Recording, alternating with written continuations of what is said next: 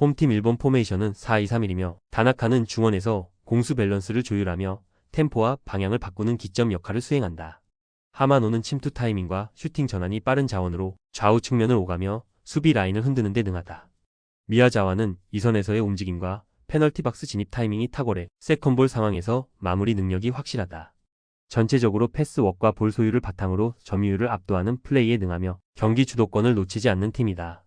원정팀 대만 포메이션은 4-5-1이며 류이자오는 수비적인 임무에 집중하는 일선 자원으로 공격보다는 1차 저지선의 의미가 강하다. 왕주 오핑은 미드필드에서 볼 간수와 연결을 시도하지만 좁은 공간에서의 전환 능력은 부족한 편이다. 판신유는 롱패스 전개에 가담하지만 템포 빠른 상대를 상대로는 실수 빈도가 높고 대인 수비에서 약점을 드러낸다. 전체적인 전술 구성은 수비 블록에 무게를 두고 있지만 일본의 빠른 템포와 넓은 폭 전개에 대응할 조직력이 부족한 구조다. 전술 완성도, 선수 기량, 볼 소유율 모든 요소가 일본 쪽으로 기운 매치업이다.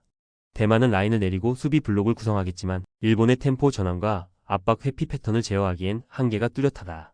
전반부터 흐름을 내주게 될 경우 대량 실점 가능성까지 열려있는 구조다. 홈팀 대한민국 포메이션은 4-4-2이며 문은주는 좌측 윙에서 스피드를 앞세운 공간 돌파가 가능하지만 크로스의 정확도는 다소 기복이 있는 편이다. 이금민은 수비 가담과 활동량 면에서는 돋보이지만 골 결정력에서는 아쉬움을 보이는 경향이 있다. 지소연은 중원의 핵심으로 패스 배급과 탈압박 능력에서 안정감을 제공하지만 상대 압박 강도가 강해질 경우 볼 처리에서 어려움을 겪는다.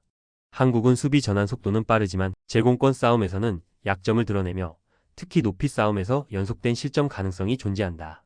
원정팀 중국 포메이션은 4-4-2이며 샤오는 장신 스트라이커로 강력한 포스트 플레이를 바탕으로 높이 싸움에서 확실한 우위를 점한다. 왕상은 좌측 측면 돌파와 크로스의 강점을 보이며 상황에 따라 중앙으로 침투해 직접 슈팅을 시도하기도 한다. 왕예네는 수비와 공격 사이의 연결고리로서 롱볼 전개와 중거리 슈팅에 능하며 흐름이 막힐 때 전환점을 만들어주는 자원이다. 전체적으로 측면 돌파와 높은 타점 공략에 집중하는 구조이며 박스 안에서의 세컨볼 처리 능력도 상당히 위협적이다. 전술적인 포인트보다 공중전 집중력이 흐름을 좌우할 경기다. 중국은 높이와 세트피스에서 확실한 우위를 점하고 있으며 박스 안 결정력 또한 뚜렷하다. 한국이 상대의 높이 공세를 90분 내내 막아내기는 쉽지 않으며 중국 중심의 스코어 전개가 유력하다. 홈팀 릴 레스트롬 포메이션은 4-3-3이며 최전방에서는 올센이 다양한 침투 루트를 가져가지만 마무리 세밀도는 들쑥날쑥한 흐름이다. 키톨라노는 볼 소유와 전환 지점에서 적극적인 참여를 보이지만 수비 가담 시 위치 선정이 불안정한 단점도 함께 노출된다.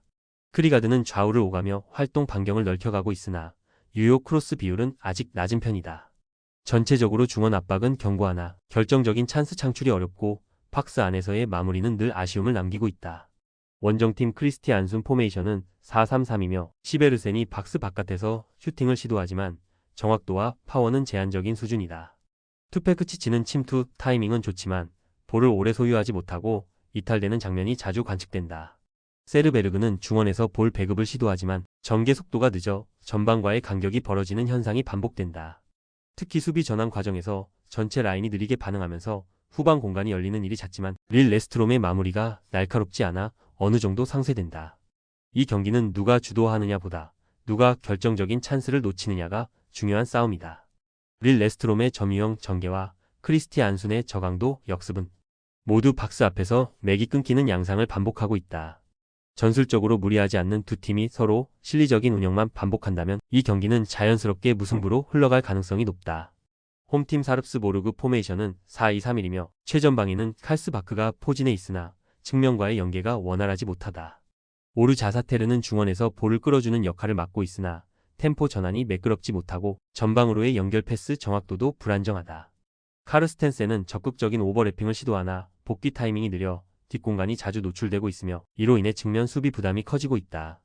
전체적으로 수비 조직력에 헐거운 틈이 많고 강한 전방 압박을 견디는 체력적 기반도 취약하다.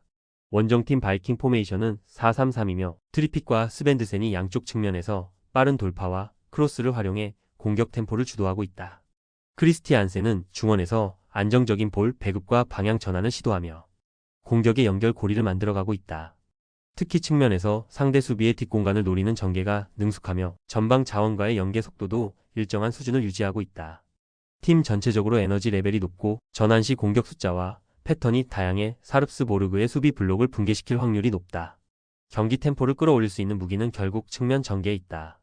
사릅스보르그의 수비 밸런스가 뒤로 갈수록 무너지는 흐름이라면 바이킹의 빠른 전개는 결정적인 무기가 된다. 전술 흐름, 수비 불안, 체력 강도까지 모두 감안할 때 바이킹의 우세 흐름은 충분히 승리로 이어질 수 있다. 홈팀 파리 생제르맹 포메이션은 4-3-3이며 뒤에는 좌우 움직임을 오가며 중거리와 박스 근접 슈팅 타이밍을 조절하는 자원이다. 바르콜라는 전방 침투와 함께 페널티 박스 외곽에서의 볼 터치가 정밀하며 루이스는 중원 중심에서 템포 조절과 패스 연결의 중추 역할을 수행하고 있다. 파초와 에르난데스가 퇴장 징계로 빠지긴 했지만 나머지 자원들이 세밀한 포지셔닝과 빌드업 루트를 통해 이를 메워내고 있다. 경기 도중 끊임없이 만들어지는 삼각 트라이앵글 포지셔닝은 볼 소유자의 패스 옵션을 늘려주며 볼 점유율을 고정적으로 가져가는 데 큰 기여를 하고 있다. 원정팀 레알 마드리드 포메이션은 4-3-1이며 곤살로 가르시아는 공간 침투와 1차 압박에서 활발히 움직이며 공격 템포를 높인다. 비니시우스는 좌측에서의 컷인과 박스 돌파에 강점을 지니고 있고 벨링엄은 프리롤 형태로 전체 흐름에 영향을 주는 자원이다. 다만 이번 경기에서는 딘 하이센의 결장으로 인해 후방의 수비 조합이 완전하지 않은 상태며 두 줄 수비가 낮게 내려가는 흐름이 반복되면 파리의 점유율 장악과 볼 전개에 계속 끌려다닐 수 있다. 삼각 포지셔닝의 세밀한 반복은 단순한 전술을 넘어 흐름 장악의 상징으로 작용하고 있다.